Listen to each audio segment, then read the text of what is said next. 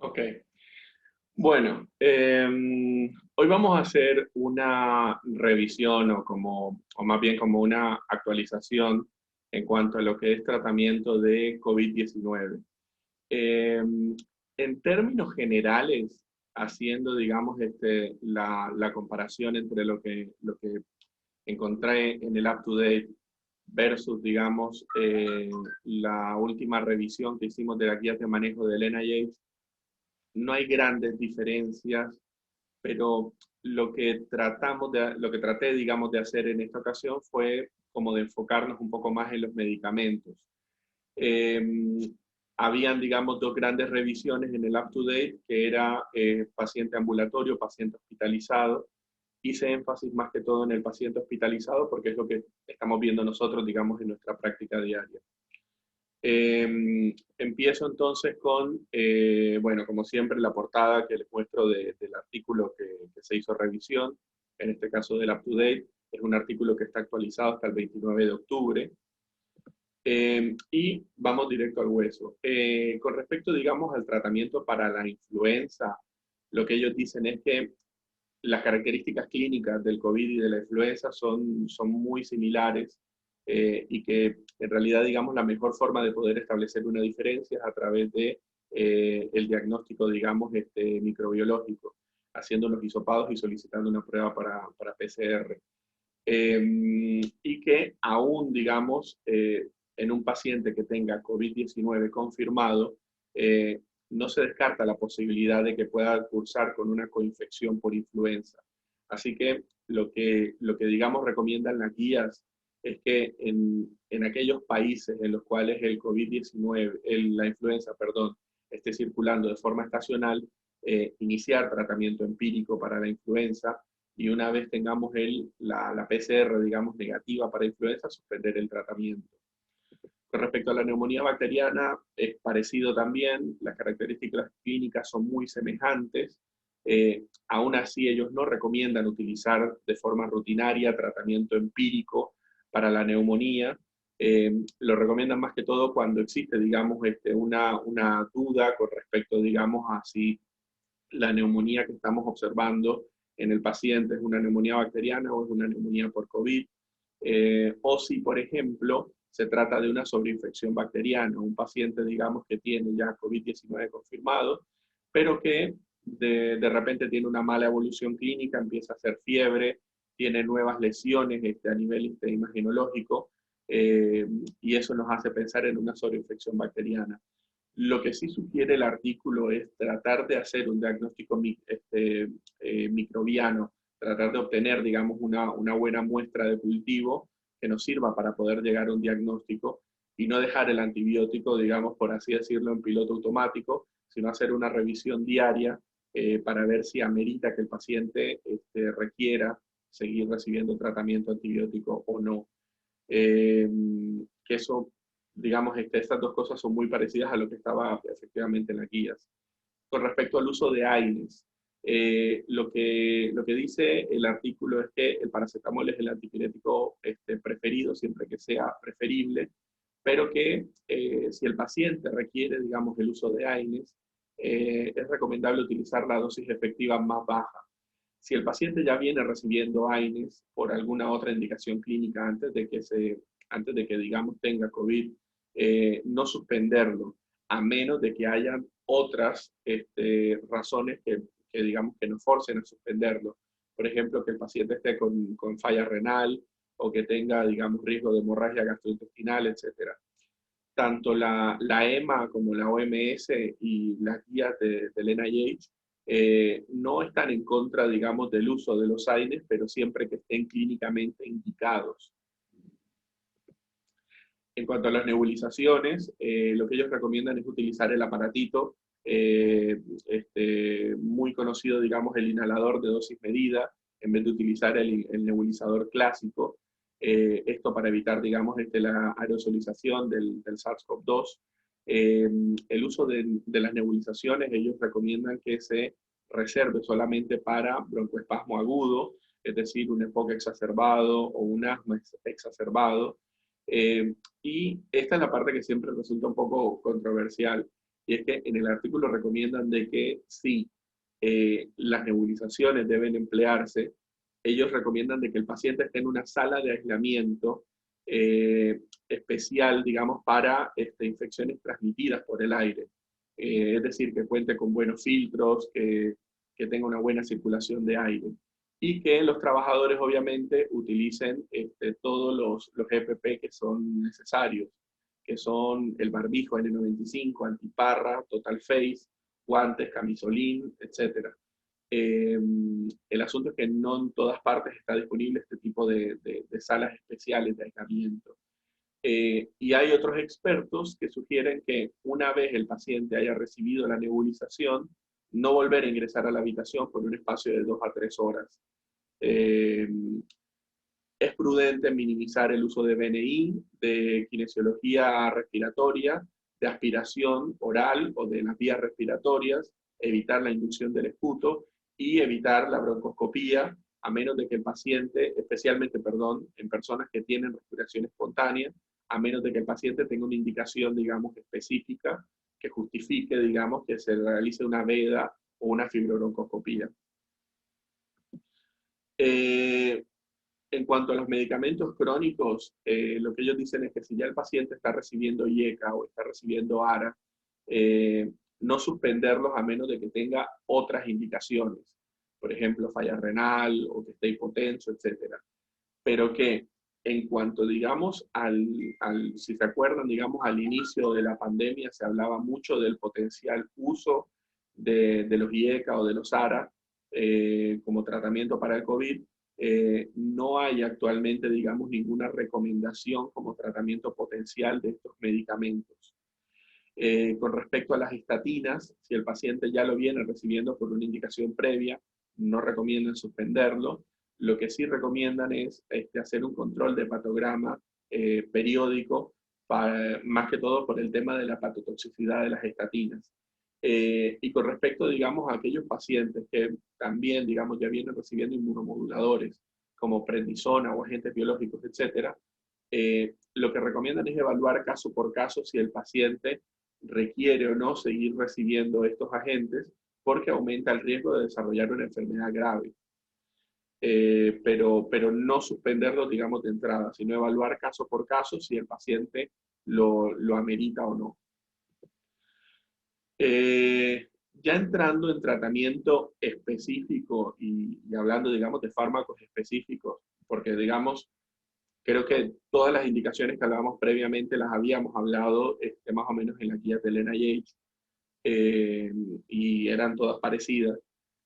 La dexametasona, por ejemplo, y los corticoides en general, la dexametasona está recomendada en pacientes con COVID grave que requieren oxígeno suplementario o incluso, digamos, de oxígeno de alto flujo.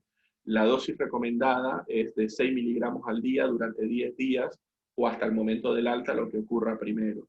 Y cuando no está disponible la dexametasona, los otros corticoides, digamos, que estarían disponibles en dosis equivalentes, podrían ser hidrocortisona de 150 miligramos día, metilprednisona de 32 miligramos o prednisona de 40 miligramos.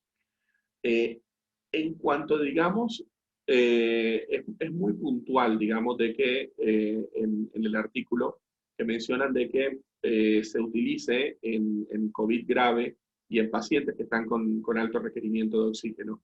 En aquellos pacientes que tienen un COVID leve o moderado y que no requieren oxígeno, no está recomendado ni siquiera como prevención. Y sí recomiendan, digamos, de que en aquellos pacientes que se inicia tratamiento con corticoides, hacer un monitoreo constante para prevenir los efectos adversos.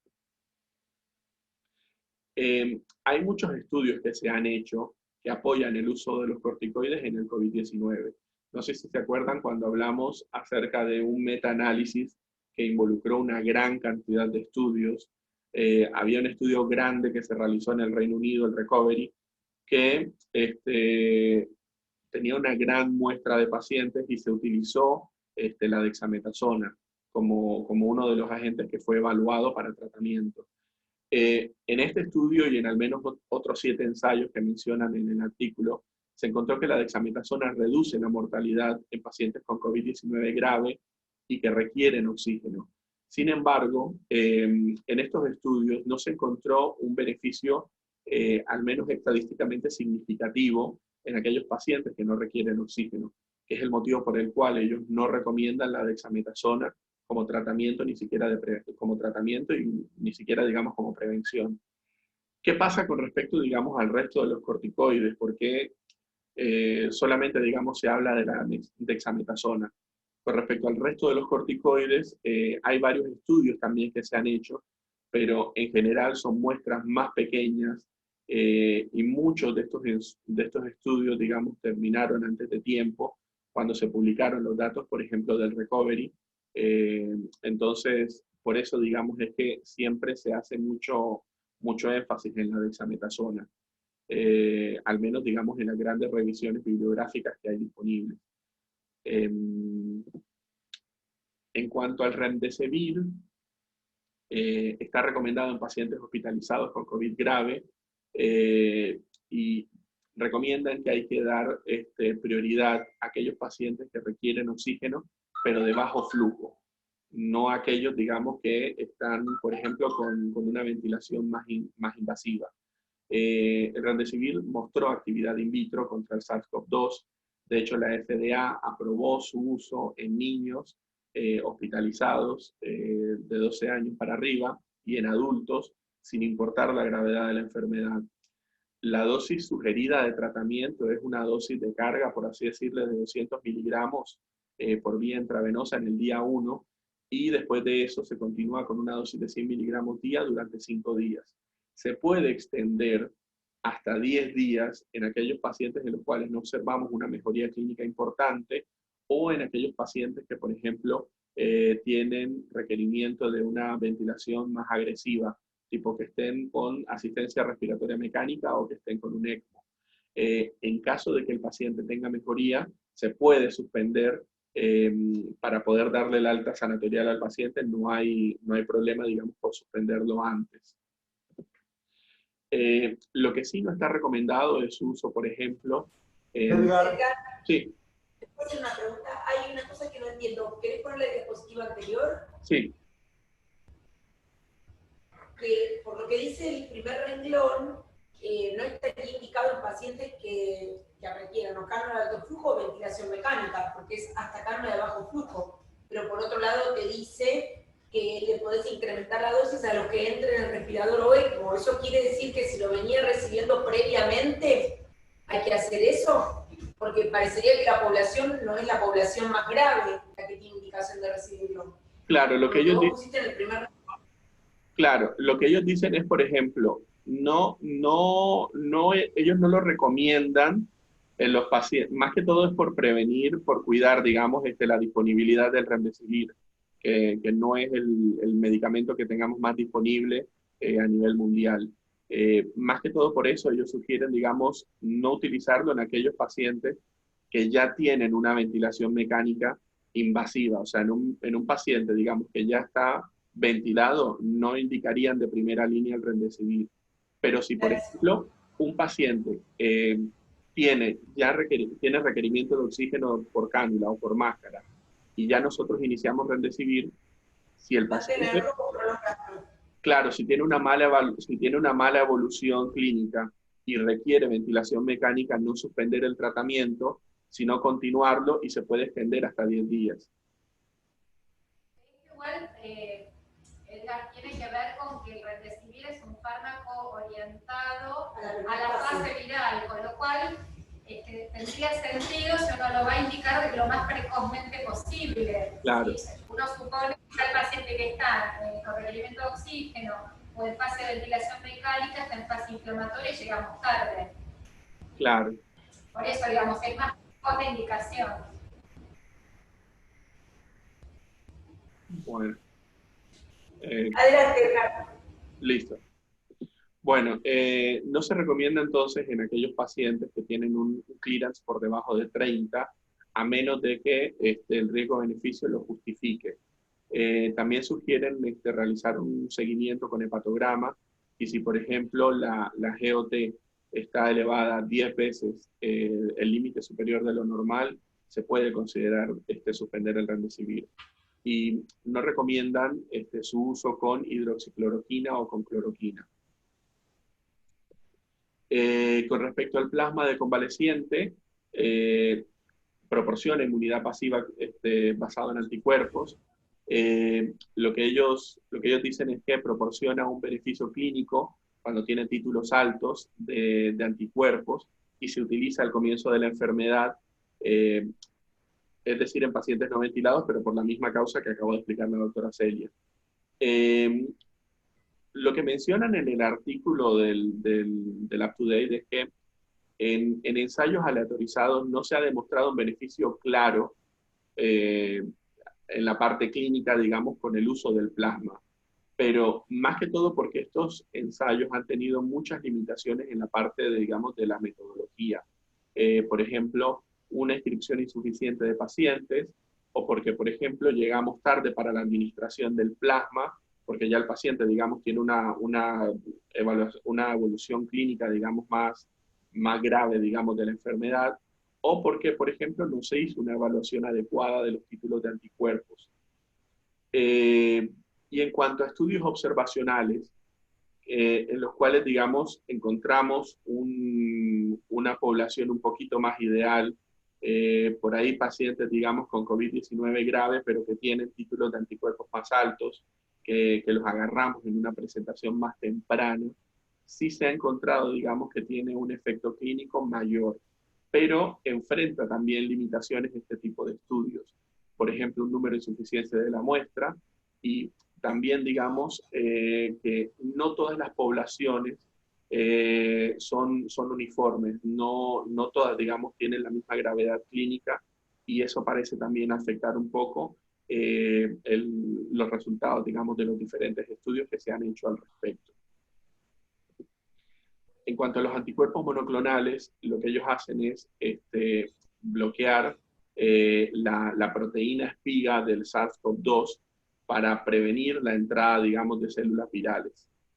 En un ensayo que se hizo en donde se comparó diferentes dosis de un anticuerpo monoclonal con un placebo en pacientes ambulatorios con infección leve a moderada, la mayoría de estos pacientes tuvieron una disminución de la carga viral, pero la dosis con la que tuvieron una mayor respuesta, una mayor disminución de la carga viral, fue con la dosis intermedia de los anticuerpos monoclonales. Y también se encontró de que aquellos pacientes que utilizaron anticuerpos monoclonales tuvieron un riesgo de hospitalización posterior menor que aquellos pacientes que recibieron placebo. Sin embargo, al igual que con el plasma y estos anticuerpos monoclonales, lo que pasa es que no hay muchos estudios todavía como para que las guías, digamos, y los consensos internacionales puedan apoyar el uso de ellos como tratamiento, salvo, digamos, como parte de ensayos o como parte, digamos, de la ley de emergencia que estableció, por ejemplo, la FDA. En cuanto a los inhibidores de la interleuquina 6, el COVID-19 grave, encontramos de que hay marcadores inflamatorios elevados, como por ejemplo dímero D, ferritina, etcétera, y también hay citocinas proinflamatorias, que están elevadas, como es el caso de la interleuquina 6. En estos casos, se plantea, digamos, que el bloqueo de la vía inflamatoria puede ser una forma de ayudar a prevenir la progresión de la enfermedad. Y en este contexto, digamos, se han evaluado agentes, como por ejemplo bloqueadores del receptor de la interleuquina 6, como es el famoso tocilizumab o el sarilumab, o el inhibidor directo de la interleuquina 6, que es el ciltuzumab.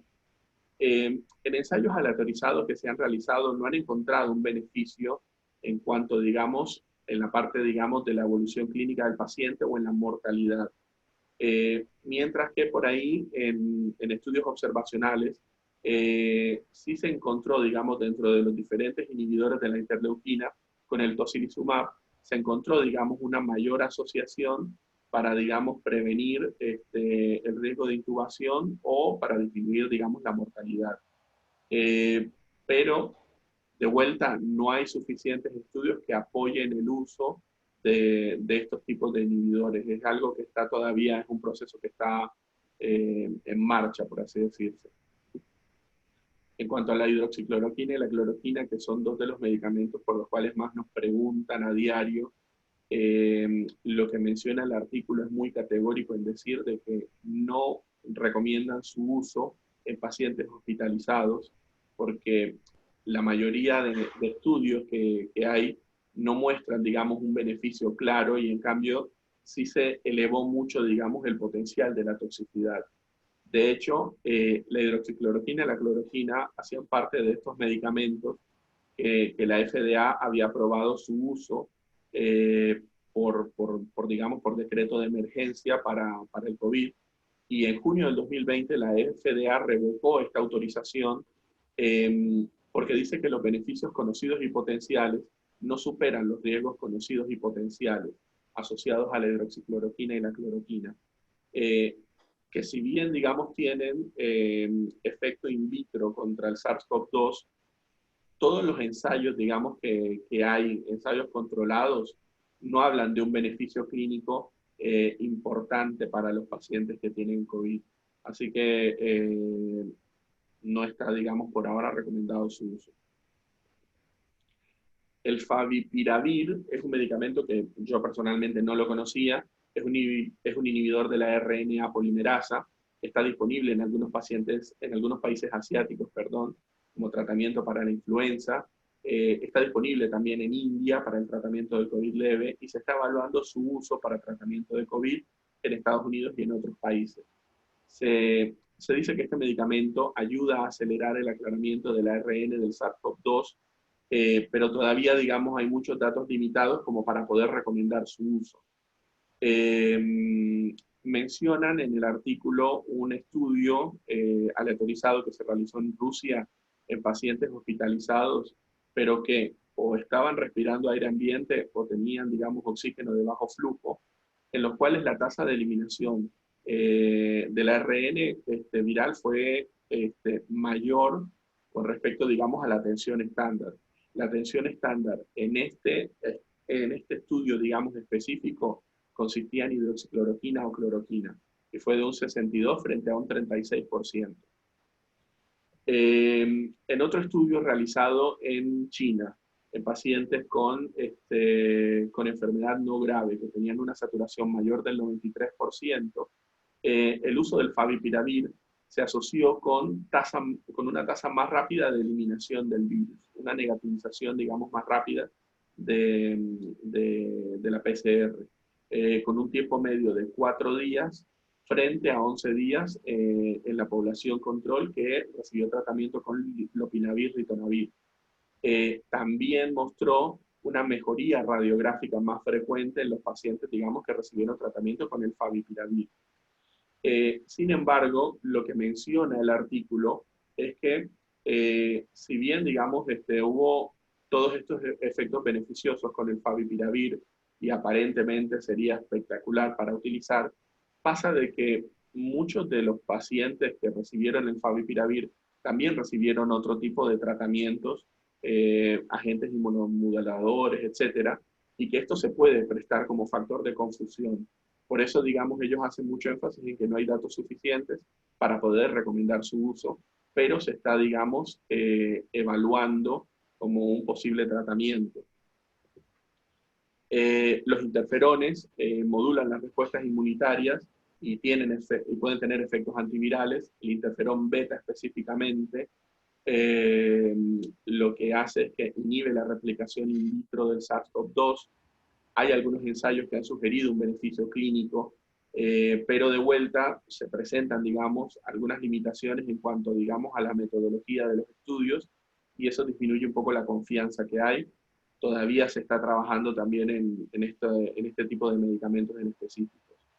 En cuanto a otros inmunomoduladores, se está estudiando también lo que es inhibidores de interleuquina 1, inhibidores de citocinas, de sinasas, de inhibidores del complemento, inhibidores de la vía de la bradicinina y factores estimulantes de colonias hematopoyéticas. Todos estos, digamos, todavía están en estudio y no está recomendado su uso.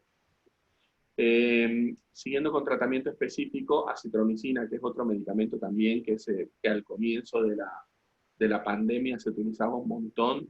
el artículo del UpToDate dice que no recomienda utilizarlo, ya sea sola o en asociación con hidroxicloroquina para tratamiento del COVID. Más que todo porque la mayoría de estudios que hay disponibles no han mostrado un beneficio clínico importante de cualquiera de estas dos formas de administración de la citromicina, ya sea sola o en combinación. En cuanto al lopinavir, ritonavir, tiene actividad in vitro contra el SARS-CoV-2.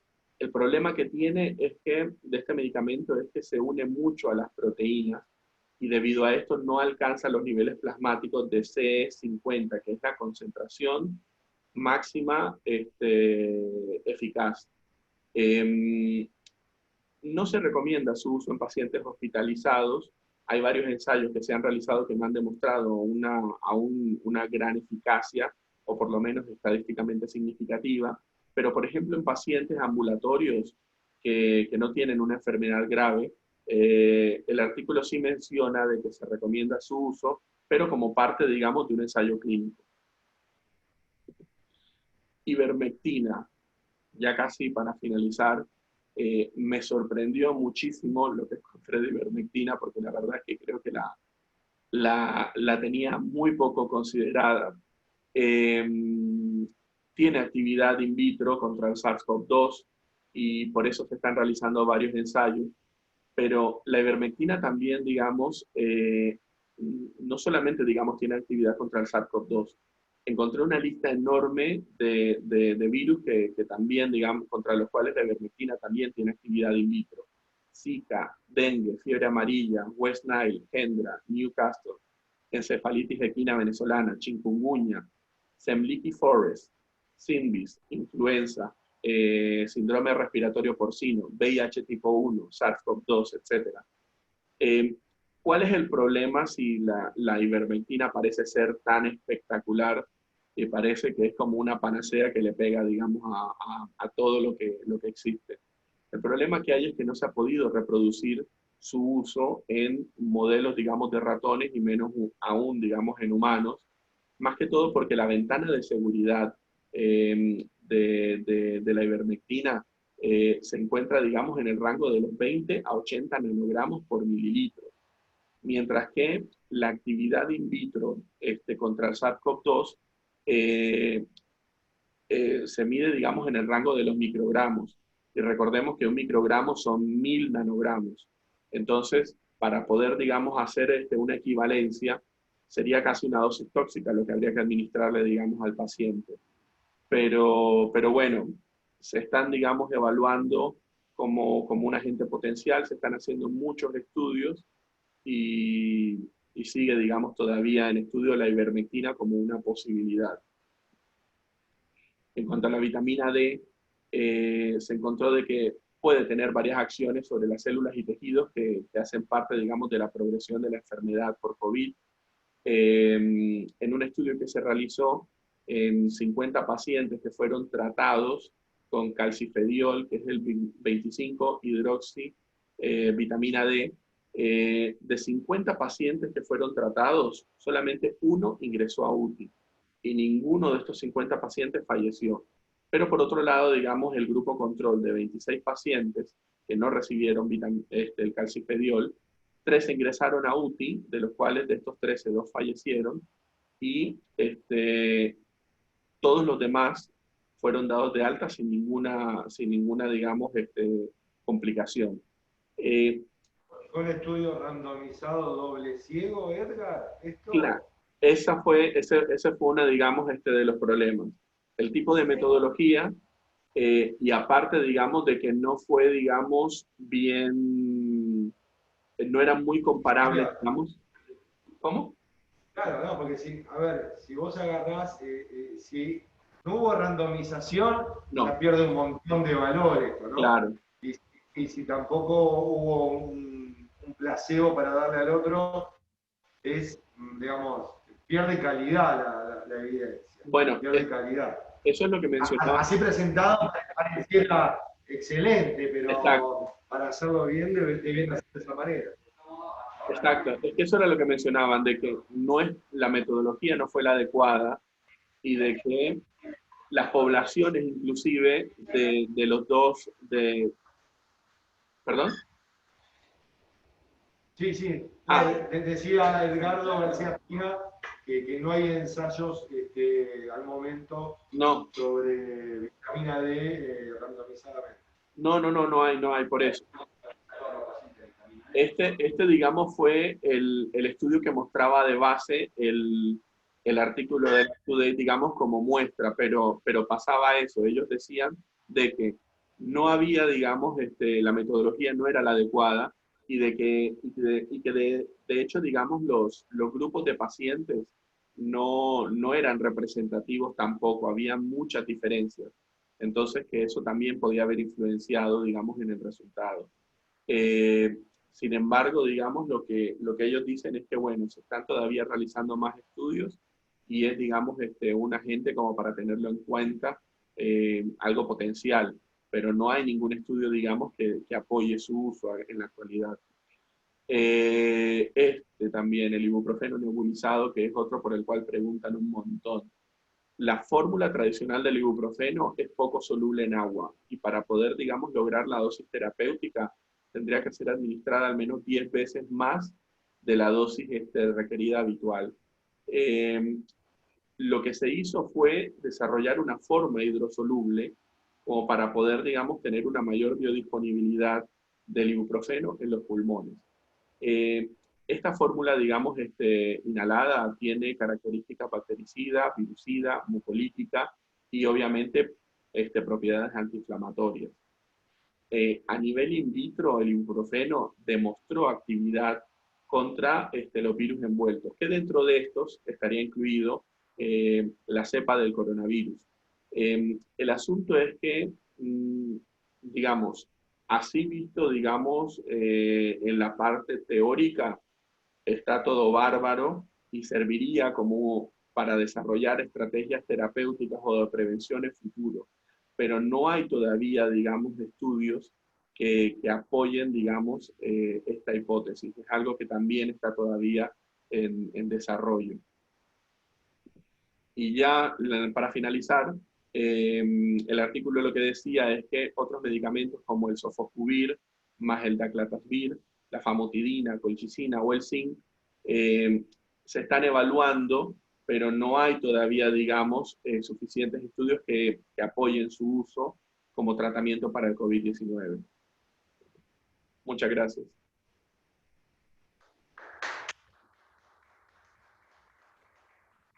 Edgar, yo tengo una duda, volviendo para atrás. Remdesivir, ¿en qué desenlaces outcomes